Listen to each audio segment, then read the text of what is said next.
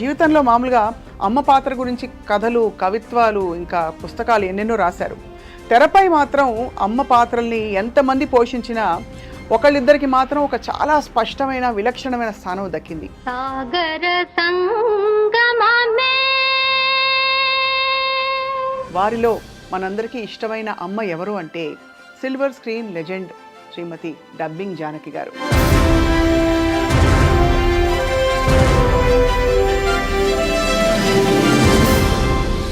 Dubbing Janaki గారు అని పేరు ఉంటుందా అంటే ఆ పేరు ఎలా వచ్చింది? 65 సంవత్సరాల ప్రయాణంలో అన్ని భాషల్లో నటిస్తూ రాణిస్తూ ఒదిగిపోయి ప్రతి పాత్రలో మన ఇంటి మనిషి అని అనిపించుకునే స్థాయి ఎలా తెచ్చుకున్నారు? వారిని అడిగి తెలుసుకుందాం. అమ్మ, మీకు సాదర నమస్కారాలు. అమ్మని మించి దైవం ఉన్నదా, ఆత్మను మించి అద్దం ఉన్నదా?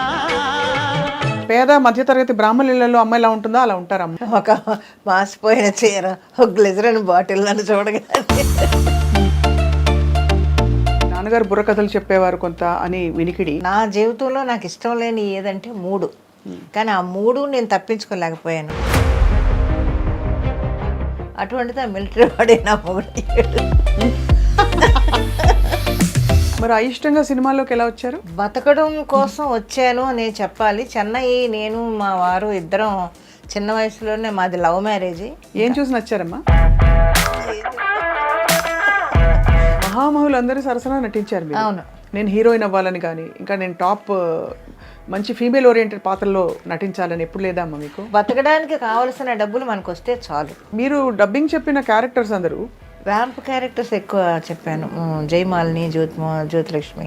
నార్మల్ సహజ రూపానికి భిన్నంగా వచ్చిన క్యారెక్టర్స్ ఉన్నాయా? గయ్యాళి క్యారెక్టర్ అసలు నా దీనికి చాలా భిన్నమైన క్యారెక్టర్. మీ అక్క చెల్లెలు ఎంతమంది అమ్మా? 14 మంది. ఆ 14 మందిలో మీరు తప్పిపోయి ఉంటారు. అందుకే మీ వారు మీకు దొరకంగానే చక్కగా వెళ్ళిపోయారు. నిజంగానే కదా అమ్మ. ఒక మాట అంటాను, ఇది తప్పైతే క్షమించండి. మీలో నాకు ఎక్కడో బహుశా మీకు కావలసినట్టే జీవితం జరిగిందా లేదా? ఆయన చనిపోయిన 5వ రోజు నేను ఇక్కడ షూటింగ్కి వచ్చాను హైదరాబాద్. కష్టం వచ్చిందా కాసేపు అలా కూర్చొని కళ్ళు మూసుకొని కాసేపు ప్రేయర్ చేసుకుంటాను.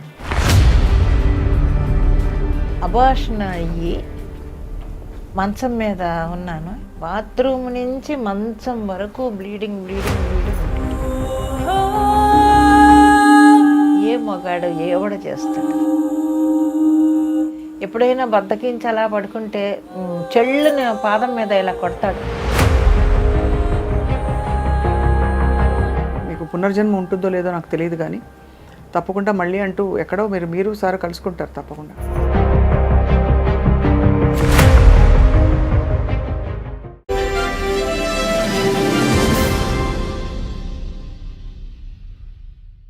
సిల్వర్ స్క్రీన్ లెజెండ్ శ్రీమతి డబ్బింగ్ జానకి గారు. డబ్బింగ్ జానకి గారు అని పేరు ఉంటుందా అంటే ఆ పేరు ఎలా వచ్చింది? 65 సంవత్సరాల ప్రయాణంలో అన్ని భాషల్లో నటిస్తూ రాణిస్తూ ఒదిగిపోయి ప్రతి పాత్రలో మన ఇంటి మనిషి అని అనిపించుకునే స్థాయి ఎలా తెచ్చుకున్నారు? వారిని అడిగి తెలుసుకుందాం. అమ్మ, మీకు సాదర నమస్కారాలు.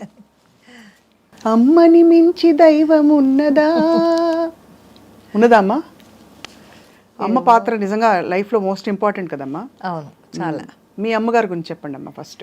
సాధారణ గృహిణి. మా అమ్మగారి గురించి చెప్పాలంటే చాలా మామూలు గృహిణి, కష్టజీవి. మేము దేవాంగలో నేత నేస్తే దానికి కావాల్సిన పనులన్నీ ఆవిడే ఎక్కువ చేసి నేత నేసేది, అన్నీ చేసేది.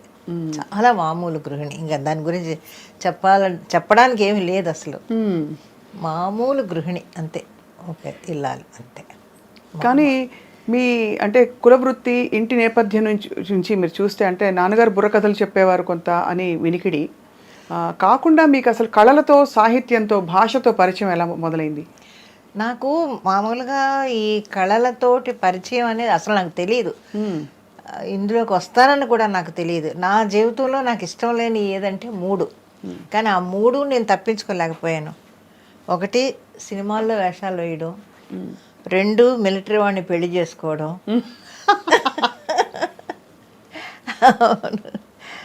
ఇంకోటి ఏదో అది మర్చిపోయాను. అది ఈ 3 కూడా నేను తప్పించుకోలేకపోయాను. ఎందుకో తెలియదు మొదటి నుంచి సినిమాల్లో యాక్ట్ చేయాలంటే, అంటే అప్పట్లో ఆంధ్రాలో మామూలుగా ఈ పల్లెటూళ్ళలో రకరకాలుగా మాట్లాడుతుంటారు కదా. అవును, సినిమా వాళ్ళంటే ఒక ఆ, చిన్న చూపు ఆ రోజుల నుంచే చీప్గా మాట్లాడడం ఎక్కువ అలవాటు మన వాళ్ళకి.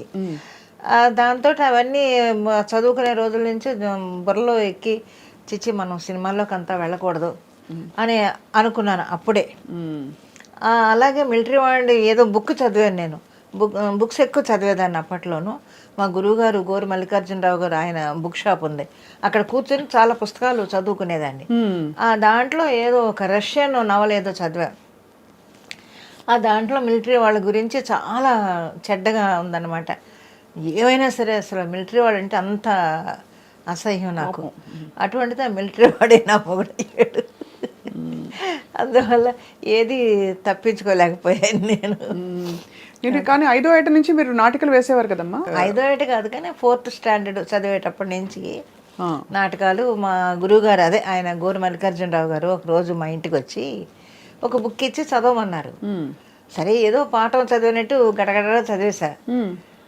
చదివేస్తే పక్కన ఇంకొక ఆయన ఉంటే, వీళ్ళు ఇలాగే చదువుతారయ్యా, మనం ప్రాక్టీస్ ఇవ్వాలి వీళ్ళకి అని అన్నారు. ఏంటోలే అనుకున్నాను. అప్పటికి నాకు అర్థం కాలేదు. తర్వాత రోజు స్కూల్ నుంచి వచ్చిన తర్వాత వాళ్ళ ఇంటికి తీసుకొని వెళ్ళి డైలాగులు నెమ్మదిగా ప్రాక్టీస్ చేయించి బట్టి పట్టి ప్రాక్టీస్ ఇచ్చి, అందరూ అప్పుడు ఆ మగపిల్లలు ఎవరంటే 8th స్టాండర్డ్ 9th స్టాండర్డ్ చదివే పిల్లలతోటి నేను అందులో హీరోయిన్. ఆ నాటకం పేరు రచయిత ఎవరో నాకు గుర్తులేదు కానీ అశాంతి. అశాంతితోటి స్టార్ట్ అయింది నా నట జీవితం. కానీ అందులో మంచి పేరు వచ్చింది, సక్సెస్ఫుల్ డ్రామా అది. ఇంకా అప్పటి నుంచి అక్కడ పల్లెటూళ్ళలో అటు చిన్న చిన్న డ్రామాలు వేయడం.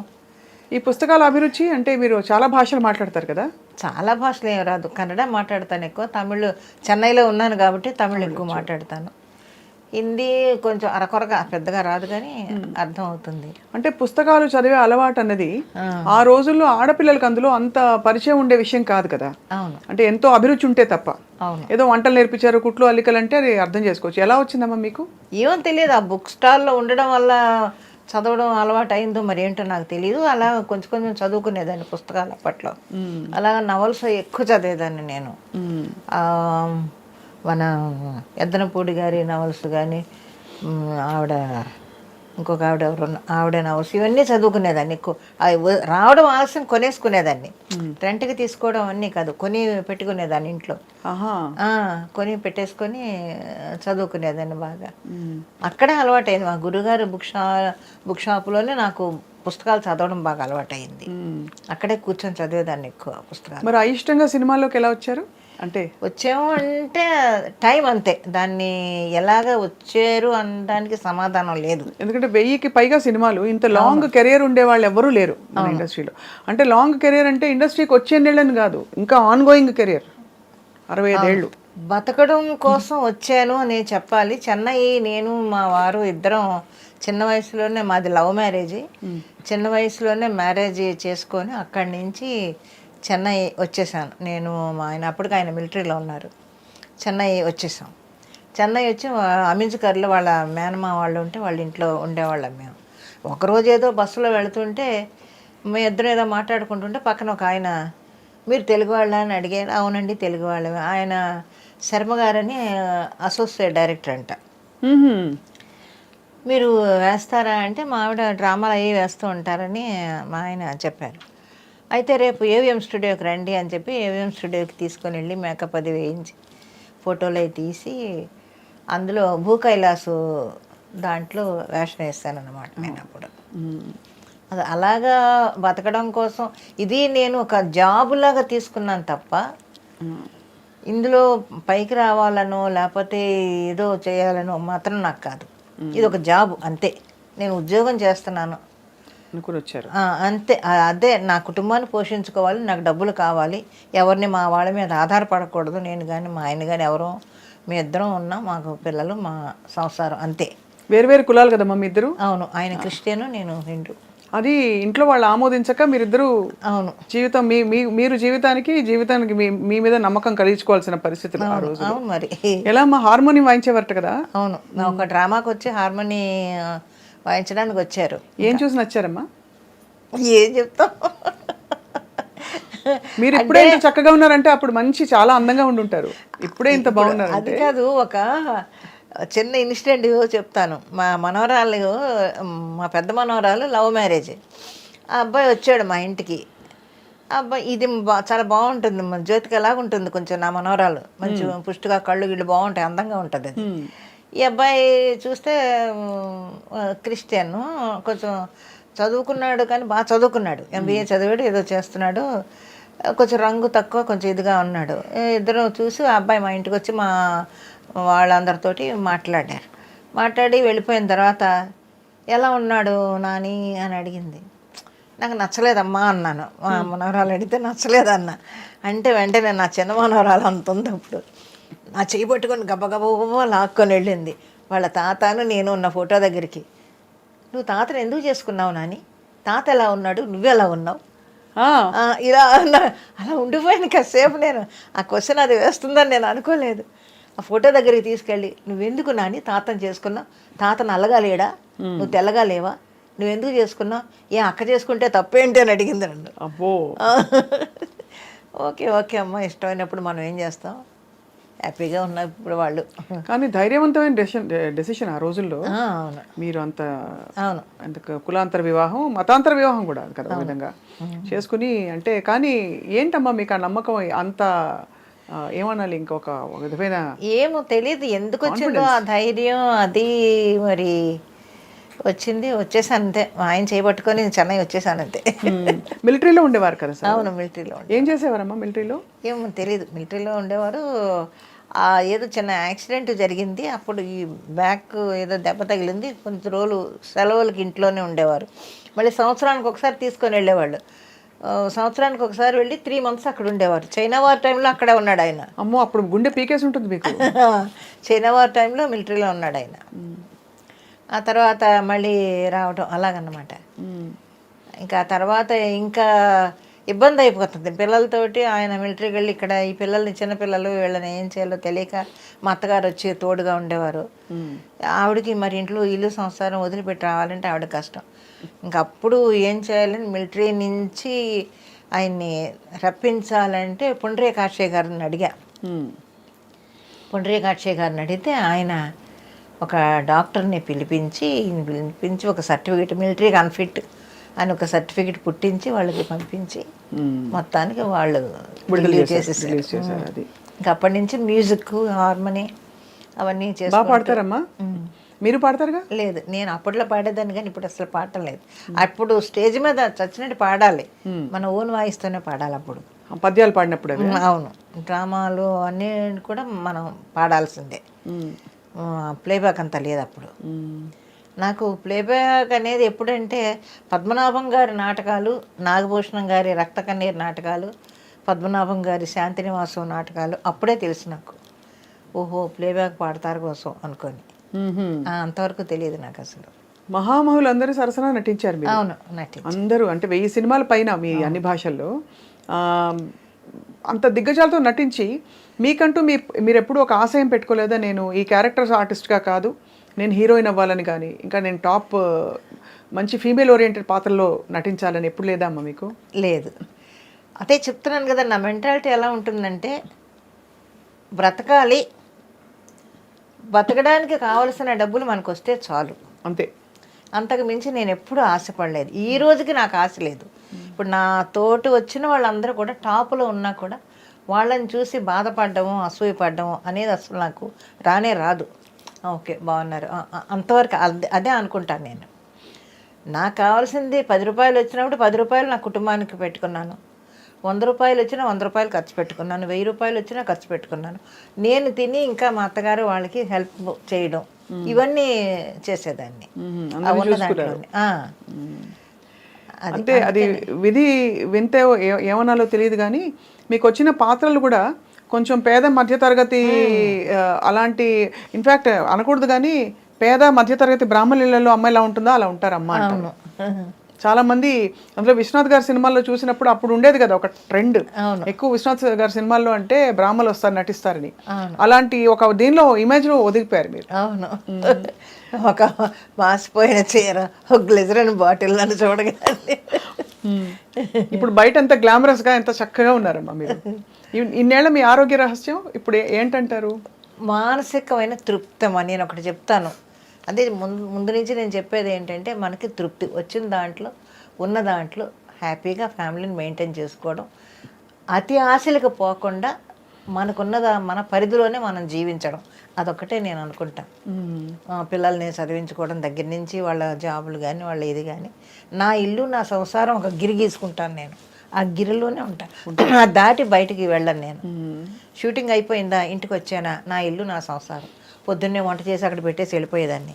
అవును, మీరే కదా వంట. అవును, అలా చేసుకొని వచ్చి ఆ తృప్తి అనేది మనిషికి ఉంటే ఎప్పుడూ హెల్తీగా ఉంటారు.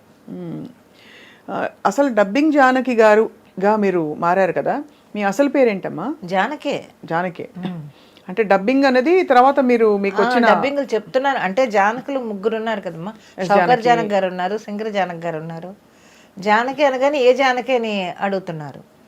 అప్పుడు ఇంకా అప్పుడు ప్రెస్ కదా, మీడియా అవి లేవు కదా. అవును అవును. అడిగితే అప్పుడు డబ్బింగ్ జానకి అని మన ఈయన పద్మనాభం గారు చెప్పారు, డబ్బింగ్ జానకి అని. అలా చాలాసార్లు పోట్లాడాను ప్రెస్ వాళ్ళతోటి. మీరు అస్తమాను డబ్బింగ్ జానకి, జగ్గయ్య గారు డబ్బింగ్ చెప్తున్నారు, డబ్బింగ్ జగ్గయ్య గారిని ఎందుకు వేయరు, లేకపోతే ఇంకొక డబ్బింగ్ చెప్తున్నారు వాళ్ళని ఎందుకు వేయరు, నన్ను మాత్రం అంటే, అప్పుడు వాళ్ళు చెప్పే సమాధానం ఒకటే, ముగ్గురు జానకులు ఉన్నారు కదమ్మా, అందువల్ల రాయాల్సి వచ్చింది. వచ్చింది. మీరు డబ్బింగ్ చెప్పిన క్యారెక్టర్స్ అందరూ ఎవరెవరమ్మా? అంటే పెద్ద పెద్ద హీరోయిన్లు అందరికీ చెప్పుంటారు మీరు. శ్రీప్రియకి చెప్పాను ఎక్కువ, శ్రీప్రియ. వ్యాంప్ క్యారెక్టర్స్ ఎక్కువ చెప్పాను, జయమాలిని, జ్యోతిలక్ష్మి, వీళ్ళందరికీ బాగా చెప్పాను. హీరోయిన్ పద్మప్రియ, వీళ్ళందరికీ చెప్పాను. భారతి అప్పట్లో ఉండేవాళ్ళకి. ఏమన్నా ఇబ్బంది పడ్డారా? మీరు అయిష్టంగా ఇండస్ట్రీకి వచ్చారు, మీరు అందంగా ఉంటారు, పొందిగ్గా చక్కగా మీరు అడ్జస్ట్ అయ్యి అలా వెళ్ళిపోతున్న టైంలో మిమ్మల్ని ఇబ్బంది పెట్టిన సందర్భాలు ఉండుంటాయి కదా ఇండస్ట్రీలో ఎవరు? నేను ఒకటే చెప్తానమ్మా, మనం ఉండే పద్ధతిలో ఉంటే ఎవ్వరు మన దగ్గరికి రారు, మన జోలికి రారు. అది నేను ఒకటే, అదే ఒకటే నా. అంటే మరి ఇబ్బందులు పడుతున్న వాళ్ళందరూ పద్ధతిగా ఉండలేక నాకు తెలిసి తెలియక వాళ్ళు ఎలా తెలుస్తుంది చెప్పండి. నా వరకు చెప్పాలంటే, నేను ఉండేది ఇప్పుడు ఇంట్లోంచి బయలుదేరి వెళ్ళానా, షూటింగ్కి వెళ్ళాను, వేషం వేసుకున్నాను, ప్యాకప్ చెప్పారు, వాళ్ళు మళ్ళీ తీసుకొచ్చి నా కారులో కూడా వెళ్ళాను, వాళ్ళ బండిలోనే వచ్చి ఇంట్లో దిగుతాను, అంతవరకే. ఇంకా బయట ఏం జరుగుతుందని ఎక్కువ మాట్లాడను, ఎక్స్ట్రాలు మాట్లాడను, ఎవరితోటి ఎక్కువ మాట్లాడను, నా పద్ధతిలో నేను ఉంటాను.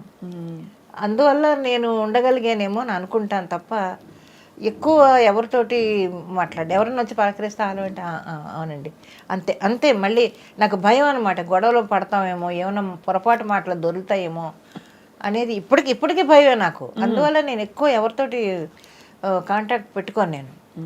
హలో అంటే హలో, అది ఎప్పటికే కూడా ఇప్పుడు కాదు, ఇంకో 10 ఏళ్ళ తర్వాత మీరు కనపడినా సరే, అమ్మ ఎలా ఉన్నారు అంతే. మన మధ్య ఇంకేం గొడవలు జరగవు కదా. గొడవలు ఉండవు. అలాని మీరు ఎక్కువ దోస్తీ కూడా ఎవరితో లేదా? లేను, ఎవరితోటి లేను. ఆ తరం హీరోయిన్లతో ఎవరితోటి. మరి ఎలా అమ్మా, మరి మీ కాలక్షేపం ఎలా? ఇది మీకు ఒక మనసు అంటూ ఉంటుంది కదా. అంటే కాలక్షేపం అనేది నా ఇల్లే నాకు కాలక్షేపం, నా పిల్లలే నా సర్వస్వం. నా ఇంటికి రావడం, వంటలు చేసుకోవడం, ఆ పిల్లలకు పెట్టుకోవడం, వాళ్ళ చదువులు, వాళ్ళ స్కూల్ పంపించుకోవడం, ఇంతే. ఇది చెప్పాను, ఒక జాబు లాగా చేసుకున్నాను నేను సినిమా ప్రపంచాన్ని. కాబట్టి మీకు అలాగే ఉండిపోయింది. అలాగే ఉండిపోయాను నేను. మరి మీ వారు మీ పాత్రలు చూసి హర్షించేవారా, నవ్వేవారా, సంతోషించేవారా? ఆయన సంతోషించేవారు, ఎప్పుడూ కూడా సపోర్ట్గా ఉండేవాడు. ఇంట్లో కూడా నాకు హెల్ప్ చేస్తూనే ఉండేవారు ఆయన. నేను షూటింగ్కి వెళ్ళినప్పుడు గబుక్కుని పిల్లల్ని స్కూల్కి తీసుకెళ్ళడం కానీ, పంపించడం కానీ, వాళ్ళని రెడీ చేయడం కానీ, ఒకవేళ సాయంత్రం ఇంటికి వస్తే ఈ వంట చేస్తే, అదేంటి పొద్దున్న చేసి వెళ్ళాను కదా నేను. అప్పుడంతా ఏంటంటే 7 to 1, 2 to 9 కాల్ షీట్లు. 7కి తెల్లవారుజాము 4 గంటలకి వెళ్ళిపోవడం, అలాగా. ఈ ఉండేనా కదా అంటే, పాపమే వాళ్ళు వచ్చారే ఇద్దరు, ఆకలి అన్నారు, ఉన్నది పెట్టేశాను, మనమే కదా రా ఈ చారాన్ని వేసుకొని తిందాం అనేవాడు. అలాంటివన్నీ చేసేవాడు ఆయన. చాలా గొప్ప విశేషం. అంటే అలాంటి జీవిత భాగస్వామి ఆ తరంలో దొరకడం అన్నది. పెట్టేవారు అందరికీ పెట్టడం అనేది ఆయనకి బాగా అలవాటు. అదే అలవాటు నా పిల్లలకు కూడా వచ్చింది, వాళ్ళ పిల్లలకు కూడా వచ్చింది. ఇతరులకి హెల్ప్ చేసే ఇది మాత్రం నా పిల్లలకే కాదు వాళ్ళ పిల్లలకు కూడా వచ్చింది. అదొక సంతోషిస్తాను నేను. ఎలా అమ్మా నాని అని పిలుస్తారు కదా పిల్లలు, హిందీ ఎలా వచ్చింది నాని అని? ఏమో తెలియదు వాళ్ళు ఎందుకు పిలిచారు. అంతకుముందు నానమ్మ నానమ్మ అనేవాళ్ళు, ఆ తర్వాత నాని నాని అని అంటున్నారు. ఆ నాని అనేది ఇప్పుడు మీరు చెప్తే తప్ప నాకు తెలియలేదు అది హిందీ భాష అని. ఓ నాని అంటే మరి యాక్చువల్లీ అమ్మమ్మ, కానీ నానమ్మని వాళ్ళు నాని అని పిలుస్తారు. షార్ట్ ఫామ్ పెట్టుకున్నారేమో ముద్దుగా. ఏమో మరి ఇంత ముద్దుగా ఉంటే మరి నానమ్మ అంటారు కదా. నాని నాని అని పిలుస్తారు. ఇప్పుడు మీరంటే అది హిందీ భాష అనేది నాకు తెలియదు. ఇప్పుడు నాని నాని ఓకే సరే అని ఊరుకున్నాను నేను. అందరూ అదే పిలుస్తారు నాని నాని అని. అమ్మ ఆ రోజుల్లో మీరు ఇతర భాషలు నేర్చుకోవడానికి తావు ఎక్కడ ఉండింది? మెడ్రాస్ వెళ్ళారు కాబట్టి తమిళ్ నేర్చుకున్నారు. మరి కన్నడ అవన్నీ ఎలా వచ్చాయి మీకు? అంటే కన్నడ సినిమా చేశాను నేను. కన్నడ సినిమా చేయడంలో అక్కడ చుట్టూ ఉండే ఆర్టిస్టులు వాళ్ళు కాస్త చెప్పేవాళ్ళు. పండ్రిబాయమ్మ గారి కన్నడ డ్రామాలు వేశాను. ఎక్కువ థియేటర్ ఎక్స్పీరియన్స్, రేడియో ఎక్స్పీరియన్స్ బాగా. కన్నడ డ్రామాలు వేశాను. కూడా ఉండే ఆర్టిస్టులు కన్నడ బాగా నేర్పేవాళ్ళు. వాళ్ళు ఒక్క సినిమాతోటే మొత్తం నా డబ్బింగ్ నేనే చెప్పుకునే స్థాయికి ఎదిగాను నేను. కన్నడ చాలా గొప్ప విషయం. అవును, అలాగా కన్నడ వచ్చింది బాగాను.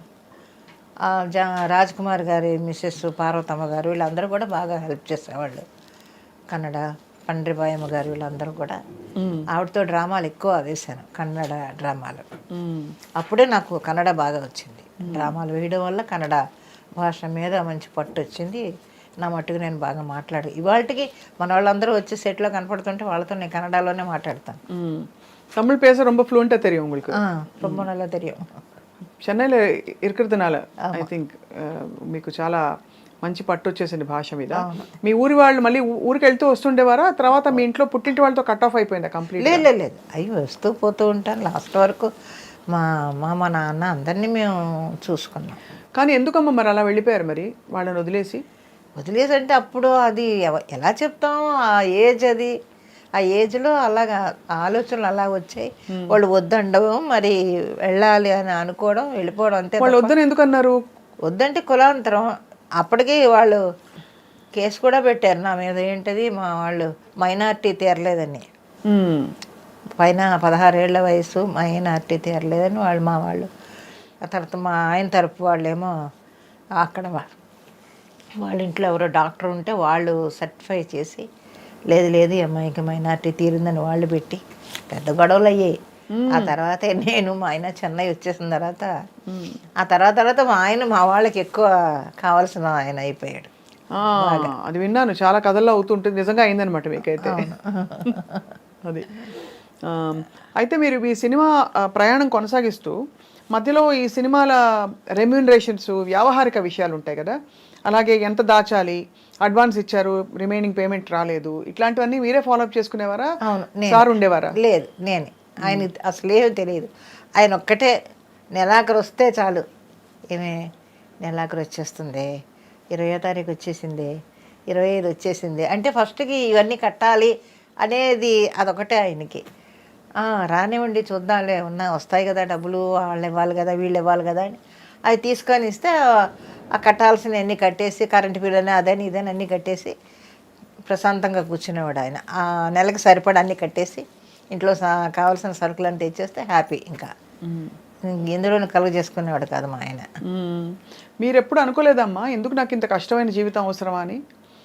అనుకోలేదు, అది కష్టం అని నేను అనుకోలేదు ఎప్పుడూను. ఎంత జాబ్ అయితే మాత్రం ఇల్లు మొత్తం ఇప్పుడు ఆడపిల్లలకి సహజంగా ఉంటాయి కదమ్మా. ఇప్పుడు ఈ తరమైనా ఆ తరమైనా భర్త రావాలి, ఏంటి ఇంటికి తీసుకొచ్చి కొత్త చీర మల్లెపూలు ఇవ్వాలి, మంచిగా సినిమాకి తీసుకెళ్ళాలి, ఏంటి నేను ఇంటి పట్టు నుండి అన్నీ చూసుకోవాలి. మీరు ఇంటికి వెళ్ళి బయటకు వెళ్ళి పొద్దున్నే కాల్ షీట్లు పని చేయడాలు, ఎండలో నలిగిపోవడాలు, ఇవన్నీ బాధ అనిపించలే? లేదు, ఎప్పుడు నాకు అది చెప్తున్నాను, ఒక డిఫరెంట్ క్యారెక్టర్ అది.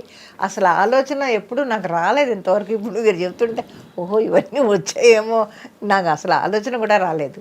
ఎంతసేపు చెప్తున్నాను కదా, నా ఇల్లు, నా సంసారం, నా పిల్లలు, బయటికి వెళ్ళి డబ్బింగ్ చెప్పుకోవడం, గ్రూప్ డాన్సులు చేశాను, డబ్బింగ్లు చెప్పుకున్నాను. గ్రూప్ డాన్సులు చేస్తారా? గ్రూప్ డాన్సులు కూడా చేశాను. ఏమేమి డాన్స్ అమ్మా?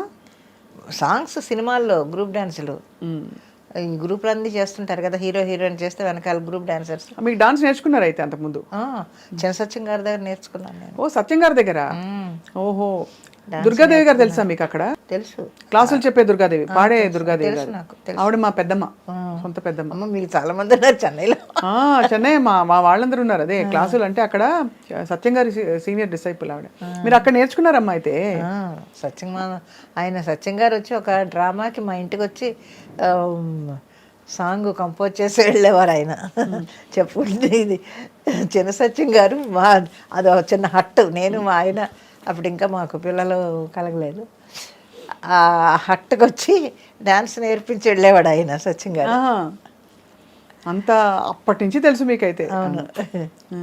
ఎంతవరకు నేర్చుకున్నారమ్మా కూచిపూడి? జతుల కొంతవరకు నేర్చుకున్నాను, తర్వాత మానేసి ఇంకా ఈ డ్రామాలు అవి ఎక్కువ డ్రామాలు తిరిగేదాన్ని. నాగభూషణం గారి రక్తకన్నీరు నాటకాలు ఎక్కువ వేశాను. ఏమన్నా డైలాగ్ గుర్తుందమ్మా మీకు? ఏడ్చే డైలాగ్ కానీ పవర్ఫుల్ డైలాగులు కానీ వచ్చినప్పుడు ఎలా మీరు ఎలా ఎలా అది ఆటోమేటిక్గా వచ్చేస్తూ ఉంటుంది. అది యాక్ట్ చేస్తున్నప్పుడు మనం అనుకోక్కర్లేదు, దాని అంతటా అదే ఆ లోపల నుంచి ఆ ఏడుపు అది వచ్చేస్తుంది, ఆ ఎమోషన్. దాన్ని మనం ఫీల్ అయ్యి చెప్తే చాలు వచ్చేస్తుంది, కళ్ళంటి నీళ్ళు వచ్చేస్తాయి ఆటోమేటిక్గా. అది స్టేజ్ అనగానే ఇంకా వేరే దారి ఉండదు కదా. సినిమా అన్నా కొంచెం గ్లెజర్ని పెట్టుకుంటాం, స్టేజ్ మీద పెట్టుకోవడానికి ఏమి ఉండదు. అవును, డైరెక్ట్గా ఏడవలసిందే. అమ్మ క్యారెక్టర్, వదిన క్యారెక్టర్ వేశారు, ఇంకా అన్ని క్యారెక్టర్ రోల్స్లో మీరు కనిపించారు. ఏదైనా మీ నార్మల్ సహజ రూపానికి భిన్నంగా వచ్చిన క్యారెక్టర్స్ ఉన్నాయా? మాకు తెలియనివి, అంటే ఈ సినిమాల్లో అన్నీ తెలిసి ఉండవు కాబట్టి. రామాయణంలో పిడకల వేట అనుకుంటాను, గయ్యాళి క్యారెక్టర్. అసలు దీనికి చాలా భిన్నమైన క్యారెక్టర్. అత్తగారు కోడల్ని హింస పెట్టడం అనేది అసలు నాకు తెలియదు అది. కానీ ఆ క్యారెక్టర్ బాగా రాజాచంద్ర గారు డైరెక్టర్. మిమ్మల్ని ఎలా ఎంచుకున్నారో ఆ క్యారెక్టర్కి? ఏమో మరి తెలియదు, ఎందుకు ఎంచుకున్నారో తెలియదు. నేను హేమసుందర్ గారు ఆ క్యారెక్టర్ చాలా భిన్నంగా ఉండేదన్నమాట. కోడల్ని హింస పెట్టడం. కే విజయ అమ్మాయి కోడల క్యారెక్టర్. అప్పుడు దాంట్లో చివరికి నానా హింసలు పెట్టి బిడ్డని కని ఇంటికి వస్తే కూడా ఏదో తిట్టాను, ఏదో చేస్తాను నేను. అప్పుడు భర్త అడుగుతాడు, ఎందుకే నువ్వు ఇలాగా చేస్తున్నావు అని అంటే అప్పుడు చెప్పుద్దన్నమాట. కాదండి, చిన్నప్పటి నుంచి వాడు ఏం కావాల్సి వచ్చినా అమ్మ నాకు తలదువ్వు, అమ్మ నాకు నీళ్లు పోయి, అమ్మ నాకు అన్నం పెట్టు ఇలాగంటా ఉండేవాడు. ఇప్పుడు పెళ్లి చేసుకున్న తర్వాత మళ్ళీ నువ్వు రా నాకు నీళ్ళు పోయి, నాకు వీపు తవ్వు, లేకపోతే నాకు సోపు ఇయ్యి, నాకు టవల్ ఇయ్యని అడుగుతున్నాడు. ఇన్ని సంవత్సరాలు నేను కష్టపడ్డాను నా కొడుకు కోసం, ఇప్పుడు నన్ను మర్చిపోయి పెళ్ళం మీద ఆధారపడుతున్నాడు ఎక్కువ. మరి నాకు ఎలా ఉంటుంది చెప్పండి అని అంటే అప్పుడు భర్త క్యారెక్టర్ చెప్తాడనమాట, నువ్వు అలాగెందుకు ఆలోచిస్తావు, నువ్వు ఇప్పుడు నీకు రెస్ట్ ఇవ్వాలి అని నీ కొడుకు ఆలోచిస్తున్నాడని నువ్వు ఎందుకు అనుకో. ఇన్ని సంవత్సరాలు నా కోసం మా అమ్మ కష్టపడింది, ఇకైనా మా అమ్మ సుఖంగా ఉండని, హ్యాపీగా ఉండని అని నీ కొడుకు ఆలోచిస్తున్నాడని నువ్వెందుకు అనుకోవు. నీ ఆలోచన ధోరణే తప్పది. అప్పటి నుంచి రియలైజ్ అయ్యి మారుతుంది అనమాట అత్తగారు. అదొక భిన్నమైన క్యారెక్టర్. అయితే మంచిగా అయ్యాడే కానీ, అంటే మీరేమి అంత చెడ్డ క్యారెక్టర్ ఏం కాదు. ముందంతా కొంచెం చెడు, తర్వాత మంచిగా అయిపోయే క్యారెక్టర్. అలాగా మీరు రాజసంగా ఉండే పౌరాణికాలు, ఫోక్లోర్స్ అట్లాంటివి వచ్చాయి మీకు అవకాశాలు? లేదు, అన్ని సాంఘికాలు ఎక్కువ. చాలా కష్టం అనిపించిన క్యారెక్టర్ ఏంటమ్మా? ఎందుకంటే మేము చూసిన కొన్ని సినిమాల్లో గుర్తుండిపోయిన కొన్ని క్యారెక్టర్స్ ఉన్నాయి, వాటి గురించి మాట్లాడే లోపు మీకు చాలా ఛాలెంజ్ అనిపించిన క్యారెక్టర్ ఏది? తమిళ్లో ఉన్నాయి, తెలుగు కన్నా నాకు ఎక్కువ తమిళ్లో కొంచెం ఛాలెంజ్డ్గా ఉండే క్యారెక్టర్స్. ఎవరికి అమ్మగా వేశారు అప్పుడు? ఇప్పుడు సత్యరాజ్ గారికి మదర్ క్యారెక్టర్ ఒకటి వేసాను, రజనీ గారికి ఒకటి వేసాను. రజనీ గారికి వేశారా?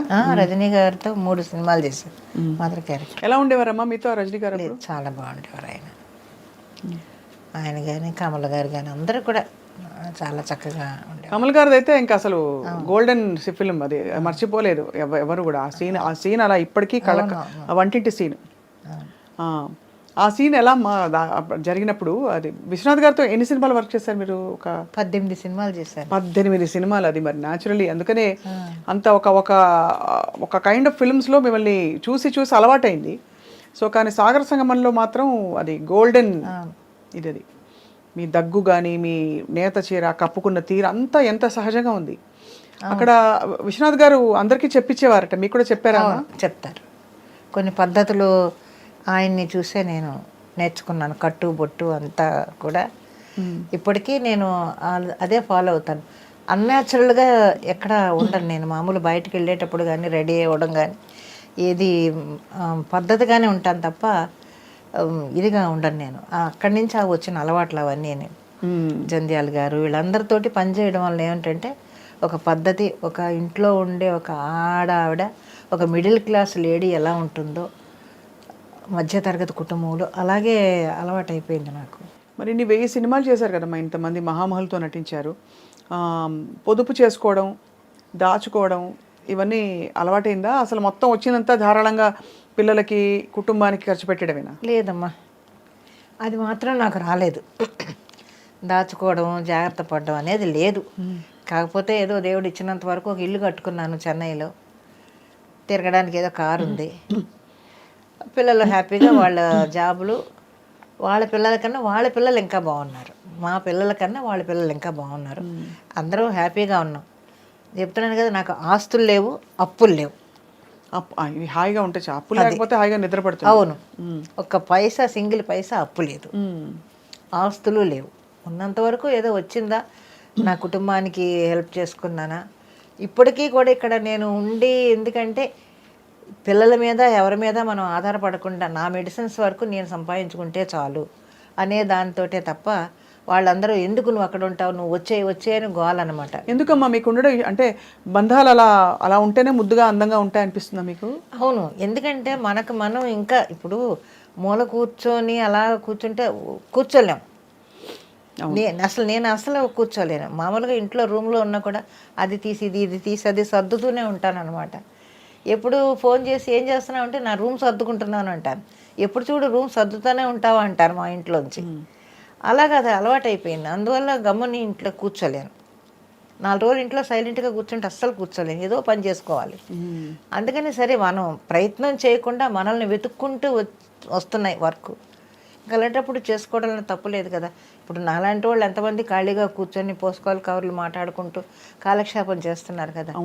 అది లేదు. హ్యాపీగా మనం కష్టపడుతున్నాం, పని చేసుకుంటున్నాను, నా ఫుడ్ నేను తింటున్నాను, నా ఇంట్లో నేను ఉంటున్నాను, ఎవరి మీద ఆధారపడలేదు.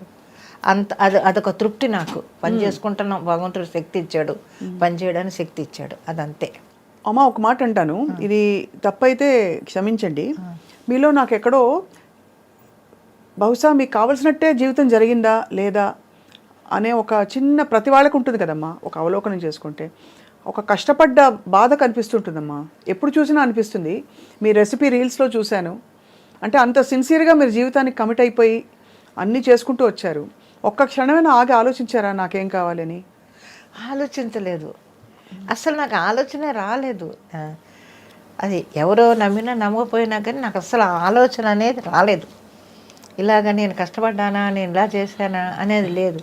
అంటే ఎవరి కోసం, నా కోసమే కదా కష్టపడుతున్నాను, నా ఇంటి కోసం కదా కష్టపడుతున్నాను అనే ఆలోచన తప్ప ఇంకొకటి నాకు తెలియదు అసలు. ఇది చాలా అంటే ఎంత తృప్తి పొందారంటే మీరు, ఎంత పొద్దు నుంచి ఎన్నేళ్ళు అసలు నెలకు ఎన్ని రోజులు వెళ్ళేవారు షూటింగ్స్కి? ఒక కనీసం 20-30 రోజులు ఉండేదా? అవతల సినిమాలు లేకపోతే డ్రామాలకి పరుగులు పెట్టేదాన్ని, నేను డ్రామాలకు వెళ్ళేదాన్ని, డ్రామాల నుంచి ఇంటికి వచ్చేదాన్ని. ఇంట్లో ఉంటే ఇల్లు, నా సంసారం, నా ఇదే, నా పిల్లలు, అంతవరకే. బయటికి వెళ్ళానా అక్కడ షూటింగ్లు అవి, అంతే తప్ప ఈ కష్టపడుతున్నానా, ఎందుకు ఈ కష్టం అనేది ఆలోచన రాలేదు. అది వస్తే ఏమన్నా అలా ఉండేదేమో, నాకు ఆలోచనే రాలేదు అసలు ఇంతవరకు. ఇది ఉన్నంతవరకు హ్యాపీగా ఓకే, మన పిల్లలు బాగున్నారు, నా ఇల్లు బాగుంది, నా సంసారం బాగుంది, ఓకే అనుకునేదాన్ని. ఏదన్నా ఉందా మన చేతనైతే నలుగురు పెట్టాలి. ఇప్పటికీ ఏదన్నా ఎవరైనా హెల్ప్ అడిగితే, చదువుకునే పిల్లలు వాళ్ళు వీళ్ళు ఉంటే వాళ్ళకి ఏమైనా హెల్ప్ చేస్తూ ఉంటాను. అంత గొప్ప మనసు మీది. అంటే గొప్పతనం కోసం అని కాదమ్మా, కానీ సహజంగా అలా ఉండడం అన్నది చాలా కష్టం. ఎవరికి వాళ్ళే చూసుకునే రోజులు ఇవి. పండగలు ఎలా ఉండేవమ్మా ఇంట్లో అప్పుడు? అంటే కులాంతర వివాహం కాబట్టి ఎలా అన్ని పండుగలు? ఇంకా క్రిస్టియన్ ఇంట్లో అందరూ క్రిస్టియన్ అందరూ మొత్తం మా పిల్లలు మా వాళ్ళ మ్యారేజెస్ అన్నీ కూడా క్రిస్టియన్ పద్ధతిలోనే జరిగాయి. మీ పెళ్లి కూడా అలాగే జరిగిందా? మా పెళ్లి కూడా అలాగే జరిగింది. మరి మీరు క్రీస్తు నమ్ముతారా ఇప్పుడు? నమ్ముతారు. నమ్ముతారు.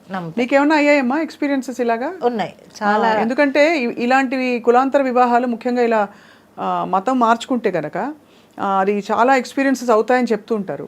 మీకేమయ్యాయమ్మా ఎక్స్పీరియన్సెస్? ఏం మీకు అభ్యంతరం లేకపోతే? లేదు, నా ఎక్స్పీరియన్స్ అనేది చెడుగా ఏమీ నాకు జరగలేదు. అదే మంచిగానే అడుగుతున్నా. ప్రతిదీ కూడా నేను జీసస్ నమ్ముతాను. నేను ఏదైనా ఒక పని చేయాలి అంటే 2 నిమిషాలు అలా కళ్ళు మూసుకొని ఇది నాకు నువ్వు చెయ్యి అంతే, అదే అడుగుతాను. అది డెఫినెట్గా జరుగుతుంది. నాకు అది తప్పకుండా నాకు ఆ పని జరుగుద్ది. ఏంటి నేను ఇలా ఉన్నాను, ఖాళీగా ఉన్నాను, నాకు వర్క్ రాలేదేంటి, నే వర్క్ ఇవ్వవా, ఇలా అడుగుతాను నేను ప్రేయర్ చేసుకునేటప్పుడు. ఆ రోజు సాయంత్రానికి ఏదో ఫోన్ వస్తుంది. ఇలా చాలా ఎక్స్పీరియన్స్ ఉన్నాయి నాకు. అందువల్ల జీసస్ నేను బాగా నమ్ముతాను. సో అయితే ఎక్కువ క్రిస్టియన్ పండుగలు ఇంట్లో క్రిస్మస్, ఈస్టరు అన్నీ అవే. చర్చికి వెళ్ళాలని ఉండేవా? అవును, సండే వెళ్తాం మేము చర్చ్కి. ఇక్కడ కూడా వెళ్తాను, ఎర్రగడ్డ చర్చికి వెళ్తాను. ఇక్కడ ఎక్కడుందో నాకు తెలియదు కానీ ఎర్రగడ్డ చర్చి మాత్రం తెలుసు. సండే షూటింగ్ లేకపోతే నేను వెళ్ళేసి కాసేపు కూర్చొని ప్రేయర్ చేసుకొని వచ్చేస్తాను. మీ అక్క చెల్లెలు ఎంతమంది అమ్మా? అక్క చెల్లెలు అన్నదమ్ములు చాలా మంది ఉన్నారు, 14 మంది. అందరూ 14 మందా? అవును. మీ అమ్మగారికి జోహార్లు. అవును, నిజంగా అసలు ఎంత ఓపిక. కడుపులో బిడ్డ చంకలో బిడ్డ ఉండేవాళ్ళు కదా. ఎంతమంది పిల్లలు, మీకు ఎంత ఆస్తి అని అడిగేవాళ్ళు కాదు ఆ రోజుల్లో. మీకు ఎంతమంది పిల్లలు అని అడిగేవాళ్ళు. అదే చాలా గొప్ప అన్నమాట. నేను 9వ దాన్ని. అందరూ చనిపోయారు. ఇంకా మిగిలింది ఎవరంటే 4 అక్క చెల్లెళ్ళు మిగిలాం. అందరూ హ్యాపీగానే ఉన్నారు, బాగానే ఉన్నారు. 14 మంది అమ్మా. అవును. అప్పుడు అంటే ఒకలా చూసుకుంటే యాక్చువల్లీ ఆ 14 మందిలో మీరు తప్పిపోయి ఉంటారు. అందుకే మీ వారు మీకు దొరకంగానే చక్కగా వెళ్ళిపోయారు. నిజంగానే కదా. ఎంత గొప్ప జీవితం మీది. అంటే అప్పట్లో మా ఇళ్లలో అందరికీ అంతమంది పిల్లలే, 12 మంది 13 మంది ఇలాగా ఇంతమంది ఉండేవాళ్ళు పిల్లలు. మీకమ్మా? నాకు ఇద్దరు అబ్బాయిలు. అంటే 2 అబ్బాయిలు, అమ్మాయి పెంచుకున్నాను చిన్నప్పటి నుంచి. అది పెంచుకున్నారమ్మా? ఇద్దరు అబ్బాయిలు, అమ్మాయి. చాలా అందమైన జీవితం. అంటే ఆర్డినరీనెస్ అంటారు, అంటే సాధారణ జీవితంలోనే గొప్ప విషయాలు అంటారే, అలా సాగింది మీ లైఫ్. మీరు ఎక్కడో ఏదో నడిపించింది శక్తి మిమ్మల్ని. లేకపోతే 15 ఏళ్ళకి వెళ్ళిపోవడం ఏంటి ఇంట్లోంచి, మళ్ళీ సినిమాలు నమ్ముకుని వద్దనుకున్న సినిమాలను ఒప్పుకుని చేయడం, అది ఇది. మీరేమన్నా ఫలానా క్యారెక్టర్ నేను చేయను అని రిజెక్ట్ చేసిన సందర్భాలు ఉంటుంటాయి కదా? లేదు, కాకపోతే ఒకటి ఈవీవి గారిది జంబలకడ పంప మాత్రం కొంచెం భయపడ్డాను. చెయ్యను అని చెప్పలేదు, అంత పెద్ద డైరెక్టర్ దగ్గర నేను చెయ్యను అని చెప్పలేదు. కానీ నా సందేహం చెప్పాను, సార్ నేను అన్నీ మరి మిడిల్ క్లాసు వైఫ్ క్యారెక్టర్ మంచి మదరస్సుగా వేస్తున్నాను కదా, ఇలా అంటే నేను చెప్తున్నాను కదా నువ్వు వెయ్యి అని. ఆయన హలో బ్రదర్లో కూడా అన్నపూర్ణ గారిని మొత్తం కుక్క పిల్లిచ్చి భలే చేయించారు ఆయన. అదే అంటే కొత్తతనంలో అది మంచి పేరు వచ్చింది నాకు. ఆ జంబలకడ పంపకి మంచి పేరు వచ్చింది. అవును. ఇతర అమ్మలు ఉంటారు కదమ్మా, అమ్మ క్యారెక్టర్స్, ఇలాంటి క్యారెక్టర్స్ వేసేవాళ్ళు. వాళ్ళు ఎప్పుడైనా అంటే ఎక్కువ క్యారెక్టర్లు వీళ్ళు వేస్తున్నారు వాళ్ళు వేస్తున్నారు ఇవన్నీ ఉండేవా అసలు ఇండస్ట్రీలో? ఉంటాయి. అదే చెప్తున్నాను, నా మెంటాలిటీ ఎలా ఉంటుందంటే ఇంకొకళ్ళని చూసి బాధపడ్డము, ఇంకొకళ్ళని చూసి అసూయపడ్డము అనేది అసలు చిన్నప్పటి నుంచి లేదు నాకు. అది అసలు ఆలోచన కూడా నాకు రాదు. నా దగ్గర ఎంత ఉంది, నా సంసారం ఎంత ఉంది, అంతవరకే తప్ప అయ్యో నన్ను దాటి ఆవిడ వెళ్ళిపోతుంది, పెద్ద పెద్ద వేషాలు వేసుకుంటుంది అన్న ఆలోచన నాకు అసలు ఎప్పుడు రానే రాదు.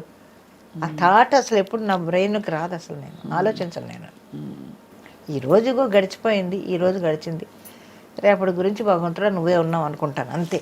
అంటే ఎక్కువ గడవడం గడవకపోవడం దగ్గరే ఉండిపోయింది మీ ఆలోచన. అంతే అంతే. ఇల్లు గడవాలి, అంతే, బాధ్యతలు తీరాలి, అంతవరకే, అంతే. అంతకు మించి ఏం ఆలోచించలేదు ఎప్పుడు కూడా. కోరికలు అసలు ఇల్లు కొనుక్కుందామనో, కార్లు కొనుక్కుందామనో, స్థలాలు అలా స్థలాలే కొనుక్కోవాలని ఆలోచన ఉండుంటే అసలు చెన్నైలో సగం చెన్నై కొనుక్కుని ఉండేదాన్ని నేను. అంత డబ్బులు వచ్చాయమ్మా?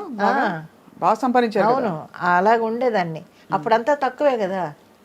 నాకు తెలిసి కిలో మాంసం 2 రూపాయలు.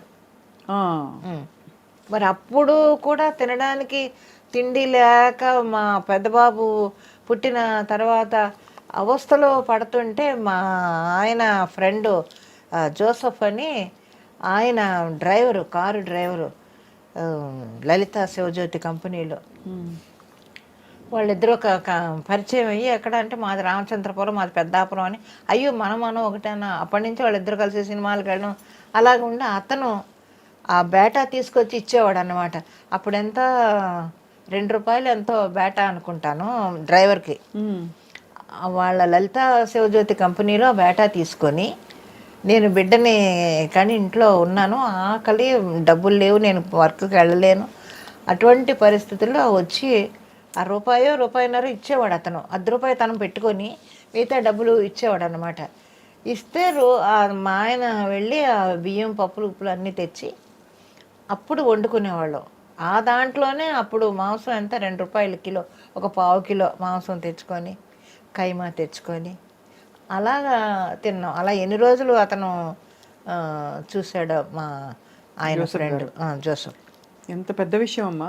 మరి ఆయన తర్వాత అంటే మళ్ళీ మీరు తిరిగి ఆయన చూసుకోవాల్సిన పరిస్థితి చాలా సార్లు వాళ్ళు. తర్వాత ఇక్కడ ఆవిడేమో దీంట్లో పనిచేసేది, కళ్యాణి హాస్పిటల్లో వర్క్ చేసేవారు ఆవిడ నర్సుగాను. తర్వాత పిల్లలు తీసుకొని వాళ్ళు రామచంద్రపురం వెళ్ళిపోయారు, మొత్తం ఫ్యామిలీ చెన్నై నుంచి షిఫ్ట్ అయ్యి. ఆ తర్వాత ఆయన పోయిన తర్వాత ఎప్పుడైనా ఆవిడ, మేము వెళ్ళినప్పుడు మాత్రం రామచంద్రపురం వెళ్ళి వాళ్ళని చూసి వాళ్ళ ఇంట్లో ఉండే వచ్చేవాళ్ళం అందరం. కానీ చాలా ఆశ్చర్యం ఏంటంటే అమ్మా, మీరు అంత సినిమాలు ఉండి కూడా చేతిలో పెద్దబాబు పుట్టినప్పుడు అప్పటికి సినిమాలు ఎక్కువ ఎక్కువ లేవు కాబట్టి మీకు ఆర్థిక ఇబ్బందులు. అవును. తర్వాత ఏం లేవుగా ఇబ్బందులు? ఇబ్బందులు ఉన్నాయి, ఇబ్బందులు లేవనుక మేము పడిన కష్టాలు ఎవరు పడి ఉంటారు అసలు. ఉదాహరణకి ఆయన అంటే ఆర్థికంగానే, ఎందుకంటే ఇంట్లో వాళ్ళని అడగకూడదు, మా కాళ్ళ మీద మేము నిలబడాలి, మేము బతకాలి, మాకు ఇదే. దాంతో మరి ఎక్కడ ఏవిఎం స్టూడియో, ఎక్కడ అమ్యూజికర్, ఎలా వెళ్తారు? 10 పైసలు బస్సు టికెట్ లేదు మా దగ్గర. ఆయన నేను కబుర్లు చెప్పుకుంటూ జాలీగా నడుచుకుంటూ వెళ్ళిపోయేవాళ్ళం, అంతంత దూరాలు నడుచుకొని. ఎన్ని కిలోమీటర్లు బాబు. మరి అలాగా లైఫ్ చాలా చేసాం, చాలా కష్టాలు పడ్డాం. కష్టాలు అంటే అసలు అంతా ఇంత కష్టాలు కాదు మేము పడిన కష్టాలు. నేను మా ఆయన ఇద్దరం. అప్పుడు ఈ పరిషత్తులకి ప్రైజులు, వెండి కప్పులు ఇచ్చేవాళ్ళు. ఆ కప్పులు అమ్మేసుకొని, మెళ్ళో సూత్రాలు అమ్మేసుకొని పడ్డాం. నానా అంత కష్టాలు పడలేదు మేము. ఏ రోజు కుంగిపోలేదు అయితే? లేదు, ఎప్పుడు బాధపడలేదు. కానీ ఏదో వర్క్ వస్తుంది, చేసుకుంటున్నాం, దాంతోనే గడుస్తుంది. వచ్చినప్పుడు కాసేపు అలా కూర్చొని సరేలే రేపు ఏదో జరుగుతుందిలే అని అనుకోవడం, అంతే. కానీ దాదాపు భారం, బాధ్యత అంతా మీ మీదే పడింది కదా? నా మీదే పడింది. అది కూడా అంటే ఒక విధంగా చూస్తే ఆయన ఇల్లు చూసుకున్నారు, అంటే కొంతవరకు పిల్లల్ని చూసుకోవడం మీరు లేనప్పుడు అది. కానీ పిల్లల్ని చదివించి తీర్చిదిద్ది వాళ్ళ పిల్లలు ఇంకా బాగుండేలా చూసారంటే అది మీరు చాలా గొప్ప విషయం కదమ్మా. సో అయితే మరి తర్వాత మళ్ళీ ఫ్యామిలీస్ని ఎప్పుడు కలిసారు ఫస్ట్ మీరు పిల్లలు పుట్టేశాక? అప్పుడే మా పెద్దబాబు కడుపున పడిన తర్వాతే మా వాళ్ళు తీసుకొని వెళ్ళి, డెలివరీ మా ఇంట్లోనే జరిగింది. మా పెద్దబాబు డెలివరీ మా ఇంట్లోనే జరిగింది, పుట్టింట్లోనే జరిగింది. ఏమిటో మానవ సంబంధాలు, జీవితం ఇవన్నీ చూస్తే అంటే అర్థం కాదమ్మా అవి. మీరు చూసిన జీవితంలో ఏం అర్థం చేసుకున్నారు చెప్పండి అమ్మా. ఏంటి లైఫ్ అర్థం ఏంటి, మీనింగ్ ఏమిటంటే? ఏదో వచ్చాము, జరిగింది, అలాగ ఇన్ని సంవత్సరాలు గడిపేసాము, ఇంకా ఈ ఆఖరి క్షణాల్లో అందరూ హ్యాపీగానే ఉన్నాం కదా అని అనుకుంటాను అంతే. ఇప్పుడు దేవుడు దయ వల్ల ఇంతవరకు హ్యాపీగా మనం నడిపించాడు. ఇంతకన్నా లేని వాళ్ళు, మనకన్నా హీనమైన స్థితిలో ఉన్నవాళ్ళు ఎంతోమంది ఉన్నారు. వాళ్ళందరికన్నా మనం బెటర్గానే ఉన్నాం అనుకుంటాను నేను ఇప్పుడు. కానీ పోలికి వచ్చినప్పుడు అలా రాదు కదా. మనతో పాటు ఇతర సినిమా యాక్టర్లు ఎవరైతే ఉన్నారో, మనం వాళ్ళ ఇండస్ట్రీకి ఒకసారి వచ్చాం, వాళ్ళు చూడు ఎంత కట్టేసుకుని ఎంత ఎదిగిపోయారు, పెద్ద పెద్ద రోల్స్ చేస్తున్నారు. నాకు రాలేదనే పోలికే వస్తుంది చాలా మందికి. అవును, మీకు రాలేదు. నాకు అది రాదు, అస్సలు రాదు. అంటే మీ సంస్కారం, మీ ఆత్మవిశ్వాసం, భగవంతుడి యందు మీకుండే విశ్వాసమే కదమ్మా. లేకపోతే అంతగా మీరు అన్నట్టు నిజంగా పుస్తలమ్ముకుని వెండి కప్పులు గెలుచుకున్న, కష్టంగా అపురూపంగా సంపాదించుకున్నవన్నీ అమ్మేసుకుని ఇంట్లో ఉండడం అంటే చాలా. ఇప్పుడు చెన్నైలో ఇల్లు ఉందమ్మా? ఇల్లు ఉంది. నేను ఇల్లు కట్టేటప్పుడే మా అబ్బాయికి చెప్పాను, ఊరే నాకు షోకేస్ కట్టాలని. మొత్తం షీల్డ్ అన్నీ అలాగుంటాయి. ఇంటికి వెళ్ళగానే ముందు ఒకసారి అలా చూసుకుంటారు సినిమాల్లో వచ్చిన షీల్డ్ అన్నీ. మీకు బెస్ట్ కొడుకు ఎవరు చెప్పండి సినిమాల్లో? అందరూ కొడుకులే, ఎవరో అని చెప్పలేము మనం. అందరూ బాగుంటారు, ప్రతి ఒక్కళ్ళు బాగుంటారు అమ్మాయ. అది వీళ్ళు బాగున్నారు బాగోలేరని కాదు, అందరూ కూడా తమిళ్ కానీ తెలుగు కానీ. ఒకసారి లెక్క పెడదామా. రజనీకాంత్ గారు, కమల్ హాసన్ గారు, మన సత్యరాజ్ గారు, విజయకాంత్. అన్యాయంగా వెళ్ళిపోయారమ్మా ఆయన. అవును, నాకు విజయకాంత్ గారు ఫస్ట్ షూటింగ్ అయిన తర్వాత అందరికీ బట్టలు పెడతారు అనేది ఆయన షూటింగ్లోనే చూశాను నేను. విజయకాంత్ గారు పెడతారా? అవును. ఆహా, ఎలా అమ్మా? టాప్ టు బాటం మొత్తం యూనిట్ అందరికీ బట్టలు పెడతాడు ఆయన షూటింగ్ లాస్ట్ డేని. అప్పుడే తెలిసి నాకు, ఓహో ఇలా ఇస్తారన్నమాట. సో అలా మీకు చీర పెట్టారా? ఇలా అలాగే లేని వాళ్ళకి అందరికీ కూడా కుట్టు మిషన్లు, ఈ సైకిళ్ళు, ఇవన్నీ చాలా హెల్ప్ చేసేవాడు. చూడండి ఎంత మహానుభావుడు ఆయన. ఎందుకమ్మా అంత తొందరగా వెళ్ళిపోవాలి? మరి ఆయన పార్టీ పెట్టారు. పుట్టినరోజు చాక్లెట్ మిఠాయి తీసుకొచ్చి లడ్డు ఇస్తున్నారు ఎవరో ప్రొడక్షన్ బాయ్స్. ఏంటి విశేషం అంటే, కెప్టెన్ పొరందనాళమ్మా అన్నారు. ఏంటంటే అదే విజయకాంత్ గారి పుట్టినరోజమ్మా ఈరోజు, మేము ఇలా ఉన్నామంటే ఆయనే కదమ్మా మాకు ఇగో ఈ పోర్డు ఇవన్నీ ఇచ్చారు, ఈ బళ్ళు ఇచ్చారు, ఇవన్నీ ఇచ్చారు, ఈ వ్యాన్లు ఇవన్నీ, మరి మేము ఉన్నామంటే ఆయనే కదా మా కారణం అని అన్నాడు. అలాంటి హెల్ప్లు ఆయన చాలా చేశారు. తెలుగులో ఎవరమ్మా మీకు బాగా ఇష్టమైన కొడుకు? అందరూ ఇష్టమే, ఎవరు ఒకళ్ళు ఇష్టం ఒకళ్ళని ఎవరని మనం చెప్పగలము. ప్రతి ఒక్కళ్ళు, ప్రతి ఆర్టిస్టు నాకు ఇష్టమే. ఎవరని వీళ్ళు ఎక్కువ ఇష్టమా వీళ్ళు కాదా అని నేను చెప్పలేను.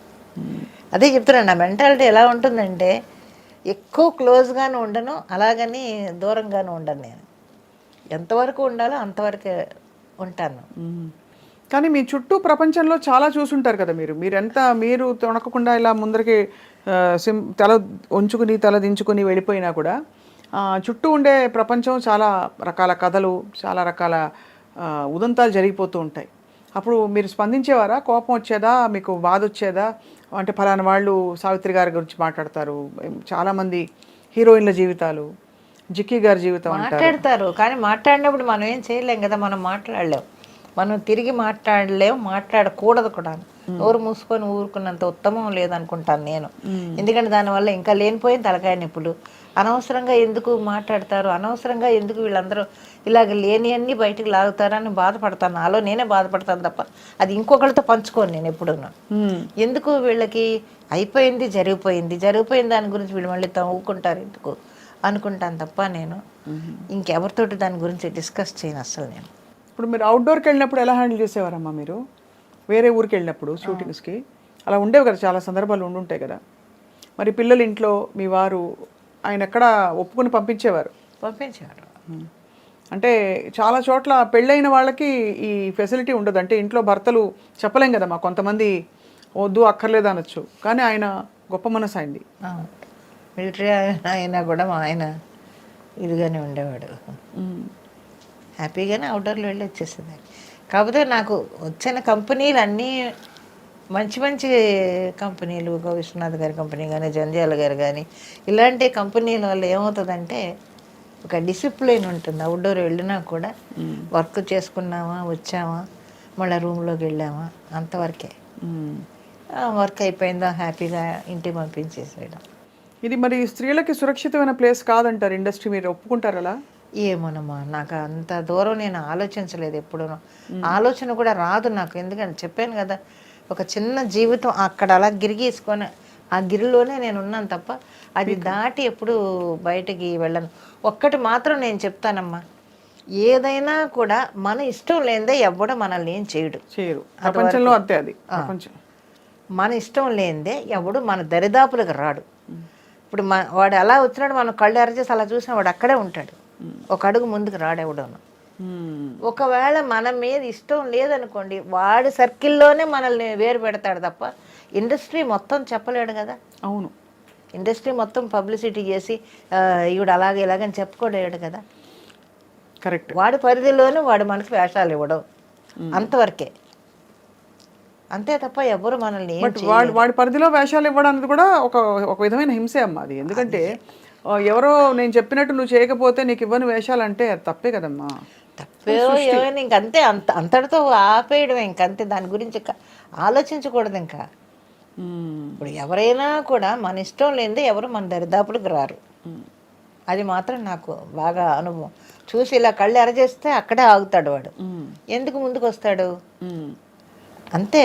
దాన్ని తప్ప మనం ఏం చేయలేము. ఎవరు మనల్ని వేలు పెట్టి చూపించేంత పరిస్థితి మనం తెచ్చుకోం కదా. చాలా జీవితం చూస్తారమ్మా మీరు. అంటే అఫ్ కోర్స్ మీ వయసుకి తగ్గట్టే మీరు చూశారు, అయినప్పటికీ చాలా లోతుగా జీవితం సారం అర్థం చేసేసుకున్నారు మీరు. అయితే ఇప్పుడు వెబ్ సిరీస్లు, టీవీ సీరియల్స్ అన్నీ చేస్తారు కదమ్మా మీరు. ఏంటి మీకు బాగా హ్యాపీనెస్ ఇచ్చే విషయం ఏంటి? Job satisfaction. మంచి క్యారెక్టర్ వేసాము. అవును, జనంలోకి రోజు వెళుతుంది క్యారెక్టరు. మా పేర్లు, అసలు పేర్లు మర్చిపోయి క్యారెక్టర్ పేర్లతో పిలవడం, అలాగా జనం మమ్మల్ని రిసీవ్ చేసుకోవడం, మంచి మంచి క్యారెక్టర్స్ పడుతున్నాయి. మరి అంకుల్ అమ్మా లేరు, ఆయన పోయి 97లోనే పోయారు ఆయన. అయ్యో, మీరు ఒంటరి అయిపోయారు తర్వాత. పిల్లలతోటే కదా?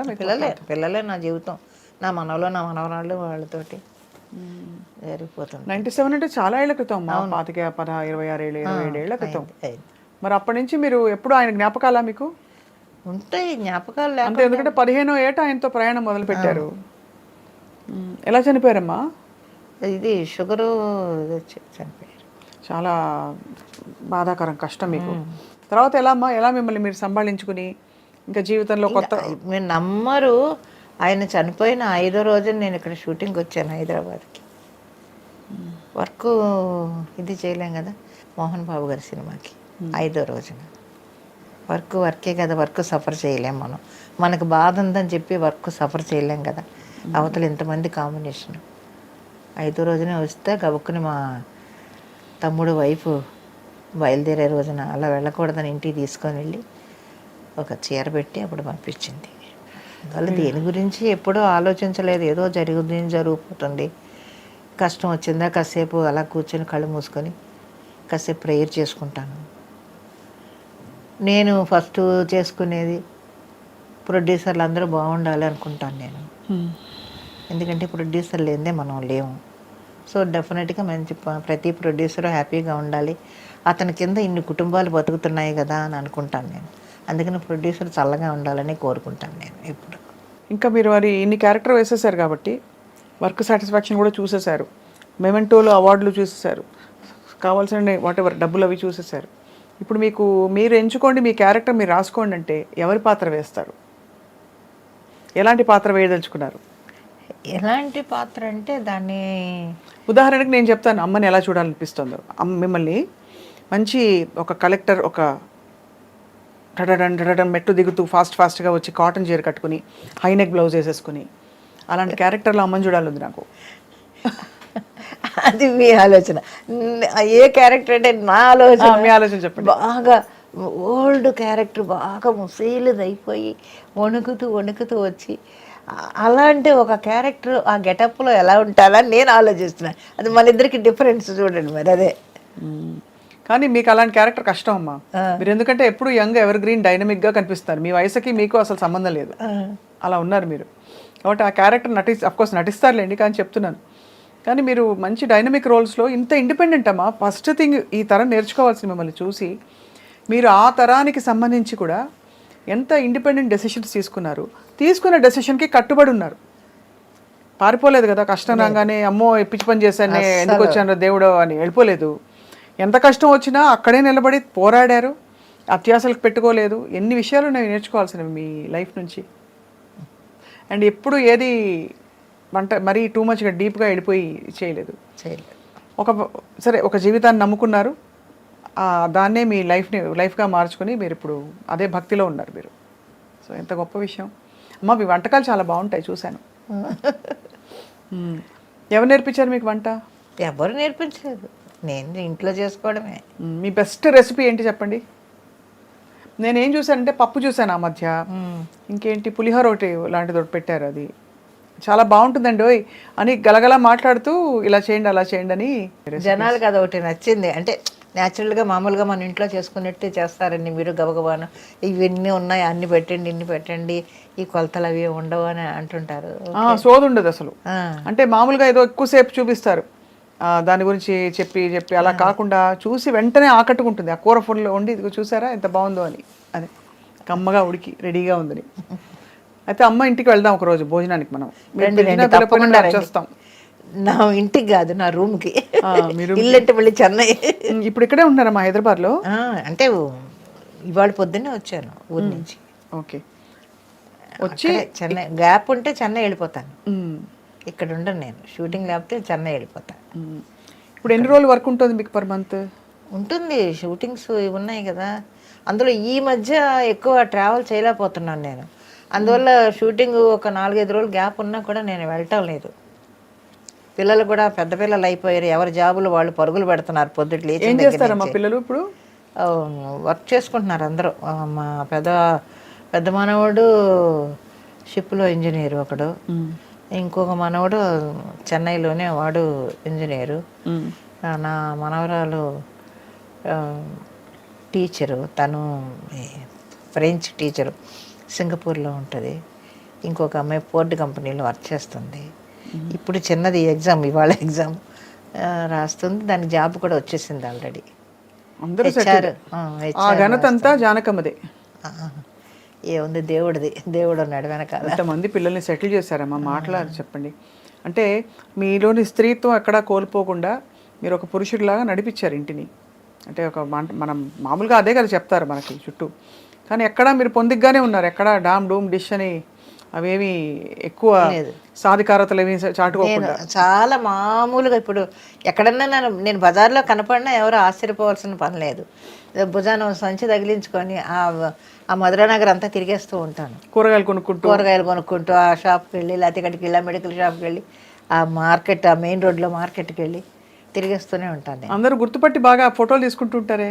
లేదు, అడగరు. అడిగితే ఇప్పుడు మార్కెట్ కదండి అంటే సరే అమ్మ అని వెళ్ళిపోతూ ఉంటారు. అయితే మామూలుగా చాలా మామూలుగా తిరిగేస్తుంటాను నేను. అయితే మీకు ఎన్ని చీరలు ఉంటాయమ్మా మొత్తం? మీకు చీరలు పిచ్చుందా? పిచ్చి లేదు, ఇష్టం వరకు ఉంటే చాలంతే. ఇప్పుడు దీనికి వచ్చి ఈ సీరియల్స్కి కొనాల్సిన చీరలు చూస్తే ఉన్నాయి. మీరే కొనుక్కోవాలా? లేదు, సినిమాలు అయితే వాళ్ళు కొంటారు, సీరియల్ వరకు మనమే కొనుక్కోవాలి చీరలు. అవి ఉన్నాయి ఒక 4-5 బ్యాగులు, పెద్ద పెద్ద బ్యాగులకి చీరలు. ఎంత నల్లి ఇవేనా? ఎక్కువ నేను చెన్నైలోనే కొంటాను. రంగాచారి, తులసి సిల్క్స్, ఇంకా ఉన్నాయి అవే కదా షాపులు. పాండి బజార్ నిండా బోల్డ్ షాపులు. ఇప్పుడు అన్ని రకరకాల వెరైటీలు వచ్చాయి చీరలు. సో అయితే అలా హ్యాపీగా జానకమ్మ మనవల సంతోషాన్ని చూస్తూ మీరు ఒంటరిగా ఉంటారా అయితే ఇంట్లో? అమ్మా మీరే మిమ్మల్ని చూసుకుంటారా? నేనే. మరి మధ్యలో దగ్గో జలుబో ఏమన్నా వస్తే? దేవుడు ఉన్నాడు. అంతేనా? అంతే. ఏదైనా హెల్త్ ప్రాబ్లం వస్తే చెన్నై వెళ్ళిపోతాను. ఇక్కడ డాక్టర్ దగ్గరికి వెళ్ళినా. ఏదైనా దగ్గు జలుబు లాంటిది అయితే పక్కన ఆయన గాంధీ గారు అని ఉన్నారు, డాక్టర్ గారు. ఆయన మెడిసిన్ ఇస్తే తొందరగా తగ్గిపోద్ది. ఆయన మీద కూడా నాకు ఎక్కువ నమ్మకం. ఒక డోసు ఇవ్వగానే వెంటనే నార్మల్కి వచ్చేస్తుంది. ఇంకా మించి ఏదన్నా టెస్ట్లు గిస్ట్లు అంటే చెన్నై వెళ్ళిపోతాను.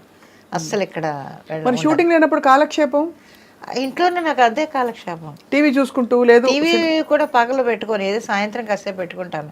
అది సర్దుకోవడం, ఈ బట్టలు తీసుకుని మళ్ళీ మడతలు పెట్టుకోవడం, మళ్ళీ వేసుకోవడం, ఇవే చేస్తుంటాను. ఇంట్లో ఉన్న ఒక్క రూమ్నే అక్కడక్కడే తిరుగుతూ ఉంటాను. మీరు సర్దుకోవడం రెండు అంతే కదా? ఇంట్లోనే అక్కడ ఆ రూమ్లోనే సర్దుతూ ఉంటాను.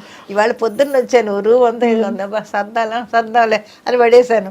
ఇప్పుడు చూస్తే పిచ్చిగా ఉంది. ఇప్పుడు ఇంటికి వెళ్ళి మళ్ళీ రేపు పొద్దున్న షూటింగ్ అన్నీ తీసి పెట్టుకొని మిగతా సర్దుకోవాలి. చాలా బాగుందమ్మా. అసలు ఒక పోలిక ఏంటంటే అంజలిదేవి గారు హార్మోనిస్ట్, ఒక ఆయన హార్మోనియం వాయించే ఆదినారాయణరావు గారిని అప్పుడు ఆయన ఇష్టపడి చేసుకున్నారు. మీరు అలా మీ వారిని ఇష్టపడి చేసుకుని ఆ జీవితాన్ని అలా కొనసాగించి దాదాపు ఇప్పుడు చూసే వాళ్ళందరూ ఇన్స్పైర్ అవుతారు, ఇష్టపడిన వాళ్ళే చేసుకోవాలి లైఫ్లో అని. అది కాబట్టి చాలా గ్రేట్ లైఫ్ అమ్మా మీది. చేసుకుని ఉండాలి, అది మెయిన్. అది కష్టాలు పడినా కూడా, దెబ్బలాడుకున్నా, కష్టాలు పడినా, ఏం పడినా కూడా చివరి వరకు ఉండాలి. అదే లైఫ్. పిల్లల కోసమనో లేకపోతే వాళ్ళ కోసమనో ఇద్దరు కలిసి ఉన్నప్పుడే ఆ లైఫ్ ఆనందంగా ఉంటుంది తప్ప ఒకరోజు కాకపోయినా ఇంకో రోజైనా హ్యాపీగా ఉంటారు కదా. అలా కాకుండా నీ మటు నువ్వు వెళ్ళిపో, నా మటు నేను వెళ్ళిపోతా, ఇంకా లైఫ్ ఉండదు ఇంకా. అవును. అలా పురపచ్చాలు వచ్చాయమ్మా మీ మధ్య, మీ ఇద్దరి మధ్య? వస్తూ ఉంటాయి భార్యాభర్తలు అన్న తర్వాత రాకుండా ఎలా ఉంటాయి. అది పెద్ద ఏముండవు, చిన్న చిన్నవి వస్తూ ఉంటాయి, మళ్ళీ మామూలే అంతే. ఏదో చిన్న చిలిపి తగాదాలాంటి ఏదో వస్తూ ఉంటాయి. ఆయన అరిస్తే నేను అరుస్తాను, నేను అరిస్తే ఆయన అరుస్తాడు అంతే. మళ్ళీ సాయంత్రం మళ్ళీ మామూలు, మళ్ళీ ఇంటి రాగానే మళ్ళీ పెట్టు అన్నం తిను అది తిని అంతే. మరియు ఊహోనే పెద్ద గొడవలు ఎప్పుడూ రాలేదు మా మధ్య. చాలా వెరీ వెరీ ఇన్స్పైరింగ్ స్టోరీ అమ్మ మీది. అంటే కొన్ని ఇంటర్వ్యూస్లో చూసాం కానీ ఇలా డైరెక్ట్గా కలిసి మాట్లాడితేనే అసలు ఏమిటో అర్థమవుతుంది. ఏంటి జానకమ్మ ఇంత క్వైట్గా ఉంటారు ఎప్పుడు అని. ఎక్కువ ఏమీ మిమ్మల్ని కాంట్రవర్సీస్లో చూడలేదు, వివాదాల్లో ఇరుక్కోరు ఎప్పుడు, మీ పాటికి మీరు ఉంటారు అంతే. అంతే. మళ్ళీ అంటూ జన్మ ఉంటే మీరు మిలిటరీ వాళ్ళనే చేసుకుంటారా, సినిమాల్లోనే నటిస్తారా, జానకమ్మగానే పుడతారా? ఏమో మనం ఏం చెప్తామమ్మా, మీ కోరిక ఏమో నాకు అసలు కోరిక. 7 జన్మలు అంటారు కదమ్మా, మీ వారిని మళ్ళీ మీరు పెళ్లి చేసుకుంటారా? ఇది సూటిగా చెప్పండి. కానీ ఒకటి అది మాత్రం నిజం, ఆయన ఎప్పుడూ కూడా భర్త అనేవాడు ఎంత ప్రేమించేవాడో ఆ ప్రేమను పొందిన వాళ్ళకే తెలుసు డెఫినెట్గా. అది మాత్రం నిజం. మా ఆయన నన్ను చాలా ప్రేమగా చూసేవాడు. అంటే ఏంటి ఫర్ ఎగ్జాంపుల్? అంటే రాగానే మీకు అలా అని కాదు, ప్రేమ అనేది దాన్ని ఎలాగా చెప్పాలి అనేది తెలీదు. చాలా ప్రేమగా, అది వర్ణించలేనంత ప్రేమ, అది చెప్పగలం అంటే అనిపించిన దాన్ని. కాబట్టి అబార్షన్ అయ్యి మంచం మీద ఉన్నాను, వచ్చి ఇలాగా బాత్రూమ్కి వెళ్ళి మళ్ళీ ఆ మంచం మీదకి వెళ్ళేటప్పటికి బాత్రూమ్ నుంచి మంచం వరకు బ్లీడింగ్ బ్లీడింగ్ బ్లీడింగ్ బ్లీడింగ్. మీకు మొత్తం తుడిచి క్లీన్ చేసి నన్ను తీసుకొని వెళ్ళి శుభ్రంగా అంతా కడిగి మళ్ళీ అన్నీ శుభ్రంగా బట్టలు మార్చి ఆ రూమ్ అంతా క్లీన్ చేసి ఏ మగాడు ఎవడ చేస్తాడు అలా. అవన్నీ మరి కళ్ళతో చూసినప్పుడు మనకి ఏమనిపిస్తూ ఉంటుంది కదా, అవన్నీ చేసేవాడు. ఇప్పటికీ పడుకుంటే చనిపోయినా కూడా నాకు అది కళా నిజమా అని అనిపిస్తూ ఉంటుంది.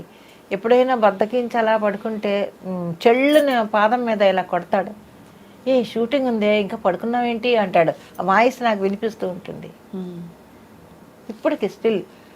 ఏంటి షూటింగ్ ఉంది ఇంకా పడుకున్నావేంటి లే అంటాడు. అప్పుడు గబుక్కుని లేదు చూస్తాను అసలు నేను ఎక్కడ ఉన్నానా అని. అలాంటివి చాలా జరుగుతుంటాయి నాకు. సిగరెట్ కాల్చేవాడు, ఎప్పుడైనా నా రూమ్లో సిగరెట్ వాసన వస్తుంటుంది ఇప్పటికి. సిగరెట్ వాసన ఎక్కడ వస్తుందబ్బా అనుకుంటాను నేను. ఓహో నువ్వు ఇక్కడే ఉన్నావు, ఇలాగే మాట్లాడతాను, ఏంటి నువ్వు ఇక్కడే ఉన్నావా నువ్వు అంటుంటాను నేను. అలాంటి ఇన్సిడెంట్స్ కొన్ని జరుగుతూ ఉంటాయి. అవును, అలాంటివన్నీ చేసేవాడు. జీవితంలో చాలా ఇదిగా ఉండేవాడు ఆయన. మా ఆయన ఎవరికన్నా పెట్టడంలో కానీ మనకి లేకపోయినా ఇతరులకి పెట్టేవాడు. అవన్నీ చేసి ఆ గుణం ఎలా వస్తుందో మరి పెట్టేవాడు, అందరికీ పెట్టేవాడు. మనం వండుకుందాం లేవే, మనం తిందాం లేవే, పాపమే వాళ్ళు వచ్చారే అన్నం పెట్టేద్దామే అనేవాడు. వెరీ వెరీ ఇన్స్పైరింగ్ అమ్మా. అటువంటివన్నీ చేసేవాడు ఆయన.